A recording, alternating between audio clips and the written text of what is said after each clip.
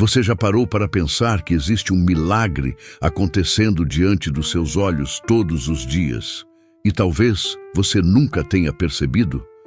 Um milagre que não está escondido em livros antigos, nem em histórias distantes. Ele acontece no altar da sua paróquia, na missa do domingo e até mesmo na missa simples da semana. Um milagre silencioso, mas de um poder inimaginável. E apesar disso, muitos católicos passam por ele distraídos. Entram na igreja, participam da celebração, mas não percebem que ali acontece algo que nem os anjos podem realizar. Eu estou falando da Eucaristia, o momento em que pão e vinho, pela força da palavra de Cristo e pela ação do Espírito Santo, se transformam no corpo e sangue do Senhor. Pense comigo. Quantas vezes você já comungou sem parar para refletir sobre a grandeza desse mistério? Quantas vezes você fez fila na missa, recebeu a hóstia, mas não se deu conta de que ali estava o próprio Jesus, vivo, real e presente diante de você? É como se o céu inteiro se abrisse diante dos nossos olhos, mas a nossa mente, ocupada com preocupações, não conseguisse enxergar. E não se engane, não se trata de uma lembrança simbólica, mas de uma presença real, verdadeira, completa. A Igreja ensina isso desde os primeiros séculos e milhares de mártires deram suas vidas para defender essa verdade. Mas o mundo moderno tenta reduzir a Eucaristia a uma tradição, a um costume vazio. E é por isso que este vídeo é tão importante. Porque eu quero te levar a redescobrir a beleza, a profundidade e a força desse milagre que é o coração da nossa fé. Você vai entender por que a Igreja chama a Eucaristia de fonte e ápice de toda a vida cristã. Vai descobrir histórias reais que até a ciência se curvou para reconhecer. E vai perceber que quando você comunga, não recebe apenas um pedaço de pão, mas recebe aquele que é a própria vida. Jesus Cristo, que morreu na cruz e ressuscitou, se faz presente diante de você em cada Santa Missa. E a partir de hoje, eu quero que você nunca mais olhe para a hóstia consagrada da mesma forma, porque, meu irmão, minha irmã, ali está o maior tesouro que o céu quis deixar na terra. E se você ficar comigo até o final, eu prometo, a sua visão sobre a missa e sobre a comunhão jamais será a mesma. Prepare o seu coração, porque agora nós vamos mergulhar no mistério mais profundo da fé católica, o mistério da Eucaristia. Parte 1. A promessa de Jesus. Isto é o meu corpo. Na noite em que foi traído, Jesus reuniu os seus discípulos para a última ceia. Ali, ele não fez apenas um gesto de despedida ou um simples ritual de amizade. Ele instituiu um sacramento eterno que atravessaria os séculos e chegaria até nós. Tomando o pão em suas mãos, pronunciou palavras que ecoam até hoje. Isto é o meu corpo, que é dado por vós. E levantando o cálice, declarou: Este é o cálice do meu sangue, o sangue da nova e eterna aliança. Naquele momento, os apóstolos não estavam diante de um símbolo vazio. Eles estavam diante do cumprimento de todas as promessas do Antigo Testamento. Jesus é o Cordeiro de Deus, e naquela ceia ele se ofereceu como o sacrifício perfeito. Os judeus conheciam bem a Páscoa, em que o Cordeiro era imolado para recordar a libertação do Egito. Mas agora, no cenáculo, Jesus revelava algo infinitamente maior. Ele não apenas lembrava uma libertação passada, ele trazia a libertação definitiva do pecado. E para isso, ele quis deixar um memorial vivo, não uma recordação distante. Esse memorial é a Eucaristia, onde o sacrifício da cruz se torna presente em cada missa. Os primeiros cristãos entenderam isso com clareza.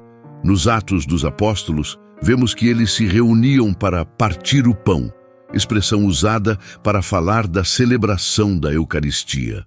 São Paulo, escrevendo aos Coríntios, repete as palavras de Jesus e confirma: Quem come deste pão e bebe deste cálice anuncia a morte do Senhor até que ele venha. A tradição é tão forte que os padres da igreja, como Santo Inácio de Antioquia no século I, já afirmavam: a Eucaristia é a carne de nosso Salvador Jesus Cristo.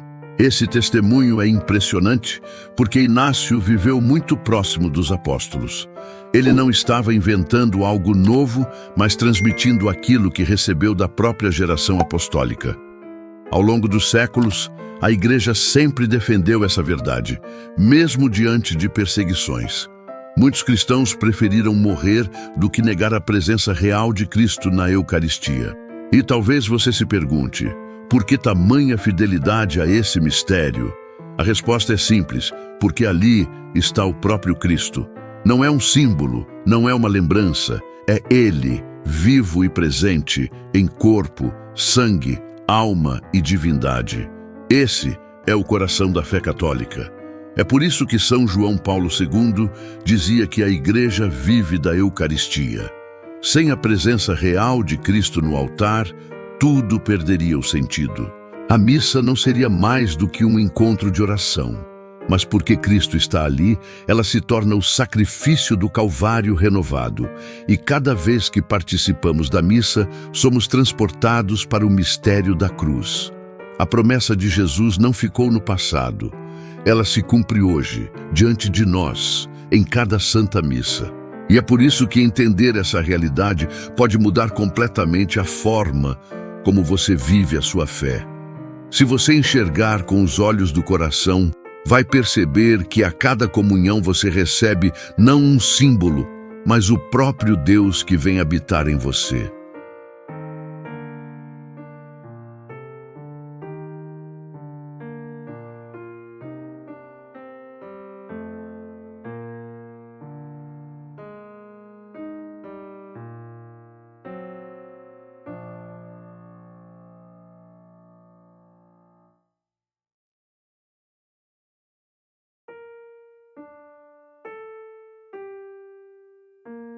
Parte 2. Os milagres eucarísticos que desafiam o mundo.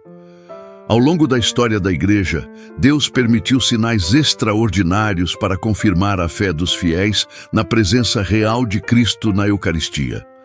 Esses sinais são os chamados milagres eucarísticos, que aconteceram em diferentes épocas e lugares. Eles não são invenções, mas acontecimentos documentados, investigados e, em alguns casos, até analisados pela ciência moderna. Um dos mais conhecidos é o milagre de Lanciano, na Itália, no século VIII. Durante a missa, um monge que duvidava da presença real consagrou o pão e o vinho, e eles se transformaram em carne e sangue visíveis. Essa carne e esse sangue se conservam até hoje, depois de mais de 1000 anos. Estudos científicos realizados no século XX revelaram algo impressionante. A carne é de tecido do coração humano e o sangue pertence ao grupo AB, o mesmo encontrado no Santo Sudário.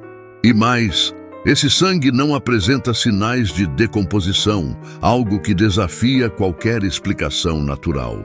Outro milagre aconteceu em Buenos Aires, em 1996, quando o então arcebispo Jorge Bergoglio, hoje Papa Francisco, mandou investigar uma hóstia caída no chão que havia se transformado em carne.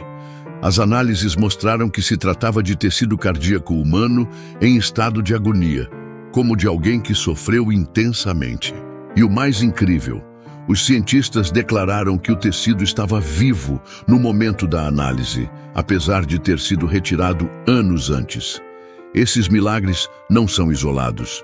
Em Siena, na Itália, centenas de hóstias consagradas foram preservadas milagrosamente por séculos, sem estragar, contrariando todas as leis naturais. Em outros lugares, relatos falam de hóstias que sangraram, emitiram luz ou foram vistas como uma criança em glória, revelando a presença do menino Jesus. A Igreja, com prudência, sempre investigou esses casos antes de reconhecê-los.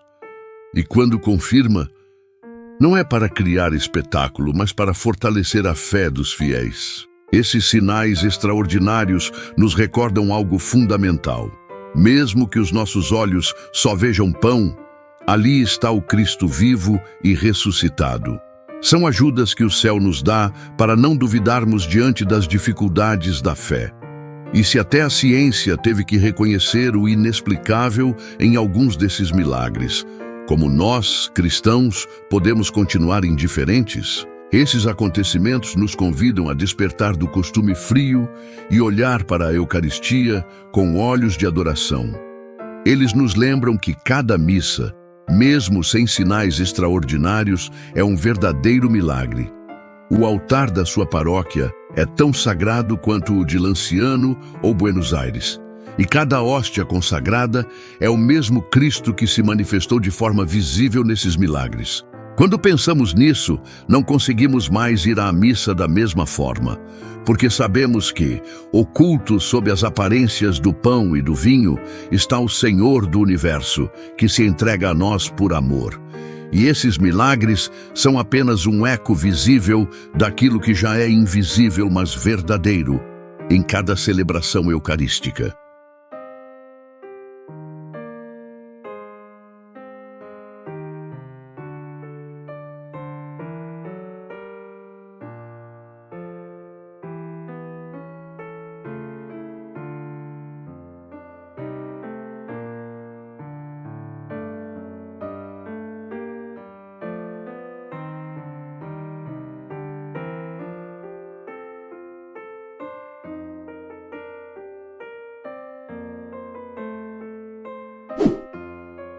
Parte 3.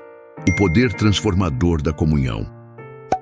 Quando recebemos a comunhão, não estamos apenas participando de um rito simbólico.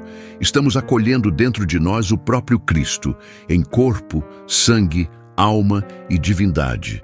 E essa presença viva tem um efeito profundo e misterioso na nossa alma. Os santos sempre testemunharam que uma única comunhão feita com fé e devoção pode transformar uma vida inteira.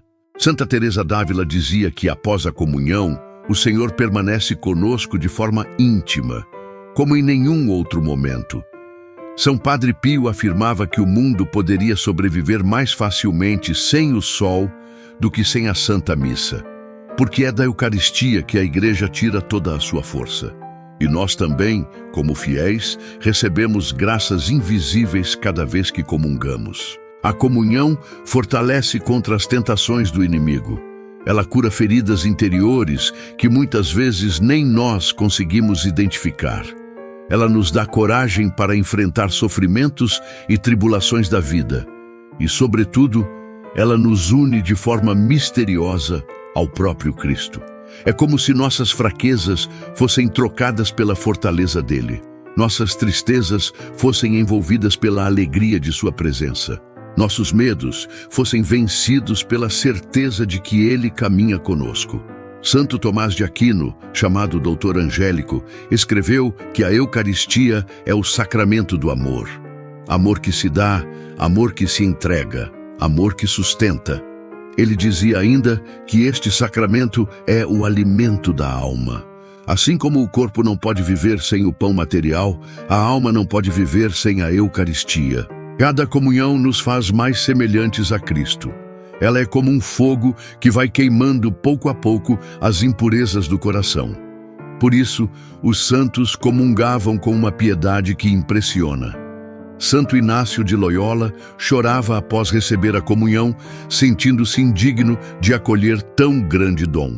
São João Maria Vianney, o cura d'Ars, dizia que todas as boas obras do mundo juntas não se comparam a uma única comunhão bem feita. E não é exagero, porque na comunhão nós não recebemos apenas uma graça, recebemos o próprio autor da graça.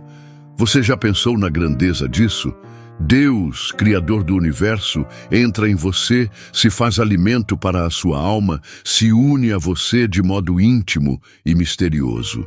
Não existe maior privilégio para um ser humano na Terra. E se nós realmente acreditássemos nisso, cada missa seria para nós um pedaço do céu. A comunhão transforma, renova, fortalece e santifica. mas acima de tudo, ela nos ensina a amar como Cristo nos amou, até o fim, sem reservas, sem medidas. Esse é o poder escondido na hóstia consagrada, que muitos ainda não descobriram, mas que pode mudar completamente a vida de quem se abre à graça.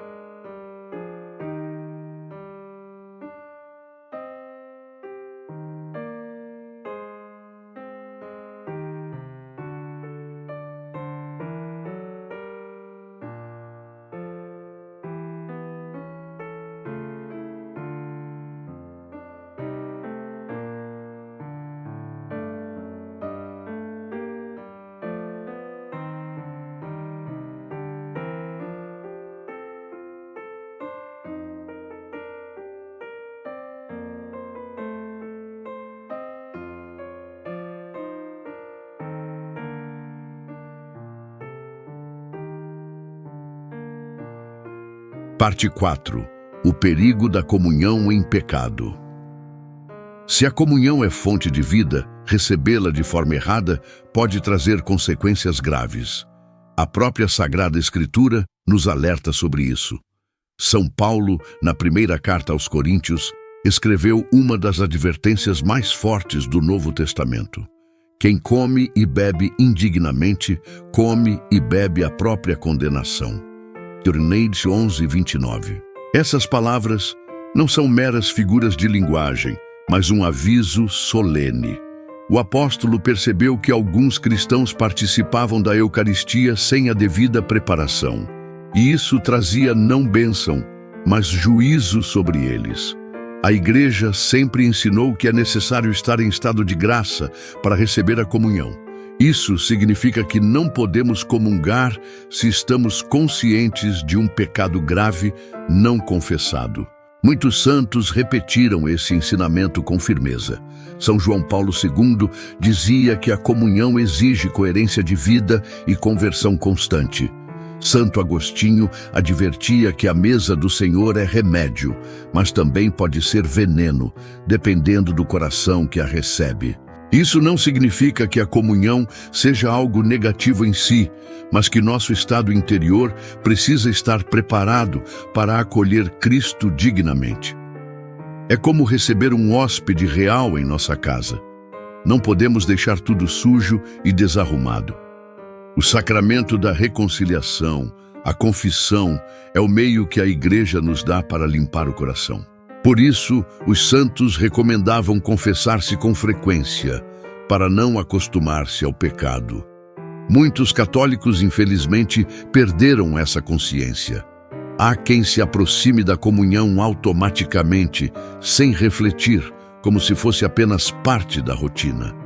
Mas precisamos recuperar a reverência diante do Santíssimo Sacramento. A comunhão não é um direito automático, mas um dom precioso. E quanto maior o dom, maior deve ser o cuidado. São Francisco de Assis chorava ao pensar que muitos comungavam sem preparação. Santa Catarina de Sena dizia que receber indignamente a Eucaristia era como cravar novamente os cravos em Cristo. Essas palavras são duras, mas revelam a seriedade desse mistério. Não podemos brincar com o corpo e o sangue do Senhor. É preciso entrar na fila da comunhão com fé, arrependimento e humildade. E se a consciência acusa um pecado grave, o caminho não é fugir de Deus, mas buscar a confissão, para então receber o perdão e voltar a comungar. A comunhão feita em pecado não transforma, mas endurece o coração. Ela não ilumina, mas traz escuridão à alma. Por isso, mais do que nunca, precisamos redescobrir o valor da confissão frequente. É nesse sacramento que a misericórdia de Deus nos prepara para acolher dignamente o seu Filho. E só assim a Eucaristia será para nós fonte de vida eterna e não motivo de condenação. O chamado de amor da Eucaristia, 40 linhas. Meu irmão, minha irmã, depois de tudo o que vimos até aqui, fica impossível olhar para a Eucaristia como algo comum. Não se trata apenas de um rito bonito dentro da missa, não é apenas tradição ou lembrança simbólica. É o próprio Cristo vivo e presente que se entrega a nós. E se Ele se entrega, é porque deseja habitar em nosso coração. A Eucaristia é o milagre diário do amor de Deus. É a prova de que Jesus não quis nos deixar sozinhos. Mesmo depois da ressurreição e da ascensão, Ele permanece conosco de forma concreta. Ele sabia que precisaríamos de força para enfrentar as batalhas da vida. Por isso, escolheu se fazer alimento para sustentar a nossa alma. Cada missa é uma nova oportunidade de tocar o céu. Cada comunhão é um pedaço da eternidade que entra em nós. Mas precisamos aprender a valorizar esse mistério. Quantos católicos deixam de ir à missa como se fosse algo secundário? Quantos perdem a fé diante de dificuldades, sem perceber que na Eucaristia está a fonte de toda a graça? Hoje, Jesus nos faz um convite de amor. Ele nos chama a voltar o coração para a Eucaristia, a buscá-lo com reverência, devoção e fé, a não participar da missa apenas por hábito, mas por amor, porque é no altar que ele se dá novamente por nós. E se tivéssemos plena consciência disso, viveríamos cada celebração com lágrimas nos olhos e gratidão no coração. Querido irmão, querida irmã, a Eucaristia é o maior tesouro da Igreja. É a chave para uma vida santa. É o caminho mais seguro para o céu. E você tem esse tesouro ao seu alcance todos os dias. Não desperdice essa graça. Ame a Eucaristia, adore a Eucaristia, defenda a Eucaristia e viva de tal forma que cada comunhão seja para você um encontro transformador com Cristo. Se esta mensagem tocou o seu coração, eu te convido. Curta este vídeo, se inscreva no canal Cálice Consagrado e compartilhe com alguém que você ama. Aqui no canal temos outros conteúdos que vão te ajudar a crescer na fé e a aprofundar o amor por Jesus e por Nossa Senhora. Que o Senhor Eucarístico abençoe você e sua família. E que Maria Santíssima, mulher da Eucaristia, te conduza sempre mais para o coração de Jesus.